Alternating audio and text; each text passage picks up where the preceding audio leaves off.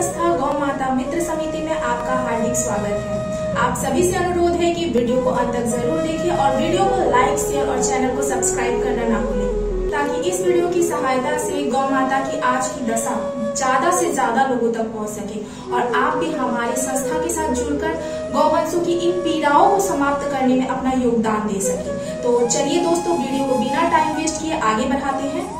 कहते हैं गौ माता को हिंदू धर्म में लक्ष्मी माँ का स्वरूप माना गया है। गौ माता के शरीर में 33 कोटि देवी देवताएं वास करती हैं। हम इन्हें ईश्वर का स्वरूप मानते हैं। इसके बावजूद भी हम मंदिरों में जाकर प्रतिमा पे दूध, जल, तरह तरह की मिठाइयाँ अर्पण करते हैं और गाय अगर हमारे घर के बाहर खड़ी भी हो जाए तो हम उन्हें डंडे मार के भगा लेते हैं, ताकि वो हमारे घरों के बाहर मूत्र या गोबर ना कर दे।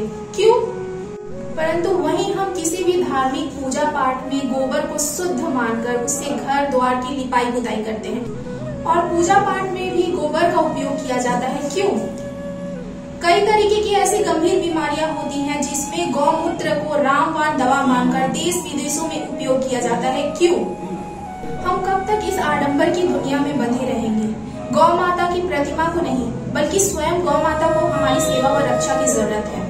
गौ माता का दूध, जिसे अमृत का स्वरूप माना गया है, अमृत के समान माना जाता है। गौ माता के दूध से तरह तरह की मिठाइयाँ, फल, माखन, घी बनाए जाते हैं। इसका उपयोग और भी वस्तुओं को बनाने में किया जाता है।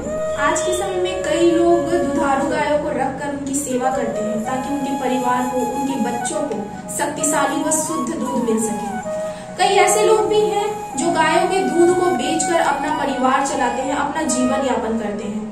लेकिन वही माँ अगर दूध देना बंद कर दे, एक समय के बाद वो बूढ़ी हो जाए, तो उन्हें घर से बाहर निकाल दिया जाता है, उन्हें जंगलों में रोड पर छोड़ दिया जाता है। क्यों?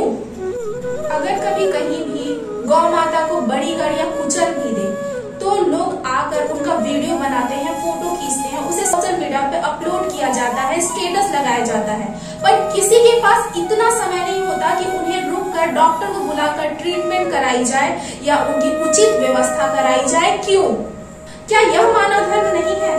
अगर कोई भी कसाई गौ माता को ले जाता है तो हम उसका विरोध करते हैं, आंदोलन करते हैं और करना भी चाहिए। मगर एक बात समझ नहीं आती, जो अपने ही घरों से गौ माँ को बाहर निकाल देते हैं, उन्हें रोड पर या जंगलों में छोड़ दिया जाता है, तो इसका विरोध कोई नहीं करता। क्यों? शासन के द्वारा जनहित के लिए कई प्रकार की योजनाएं निकाली जाती हैं, जिसमें गौवंशों के लिए भी कई प्रकार की योजनाएं निकाली गई हैं, पर इसका पालन कहीं भी नहीं किया जाता है। क्यों? पहले घर घर में भोजन का पहला हिस्सा गौ माता के लिए निकाला जाता था और आखिरी बचा हुआ भोजन कुत्तों को दे दिया जाता था, पर अब इस परंपरा को भी लोग छोड़ते जा रहे हैं। क्यों? पहले के समय में घर में बचा हुआ भोजन या साग सब्जी के छिलके भी हम गाय को या कुत्तों को दे दिया करते थे।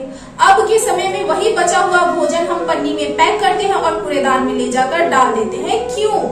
यदि कोई गौ सेवा के लिए, गाय की सेवा करने के लिए गौठान या गौशाला का संचालन करता है, तो हम उनमें कई प्रकार की कमियां निकालने लगते हैं, कई प्रकार के दोषारोपण भी किए जाते हैं, पर कोई भी व्यक्ति वहां की वास्तविक स्थिति को जानने का प्रयास नहीं करता, ना वहां की स्थिति में सुधार लाने का प्रयास करता है। क्यों? दोस्तों, ये सारी बातें जो मैंने आप लोगों के सामने रखी है, क्या ये सोचने योग्य नहीं है? अगर है तो हम सबको मिलकर इन समस्याओं का समाधान करने का प्रयास करना होगा। गौ माता की धरोहर को बचाना होगा। गौ माता स्वयं हमारी संस्कृति की धरोहर है और इसे बचाना हम सभी भाई बहनों का प्रथम कर्तव्य है। इसी विचार और गौ माता की आज की गंभीर दशा का अवलोकन कर हमारी संस्था ने इस समस्या को समाप्त करने के लिए एक बहुत ही उत्तम योजना बनाई है, जिसके तहत हमारी संस्था में शामिल सभी भाई बहनें गौ माता की पीड़ा को समाप्त करने का निरंतर प्रयास कर रही है। अगर दोस्तों आप भी हमारी इस संस्था के साथ मिलकर गौ माता की पीड़ाओं को समाप्त करने में, इन सभी समस्याओं को समाप्त करने में योगदान देना चाहते हैं, तो इसे आप कैसे कर सकते हैं, यह देखने के लिए हमारा अगला वीडियो जरूर देखें। आपका कीमती वक्त देने के लिए बहुत बहुत धन्यवाद।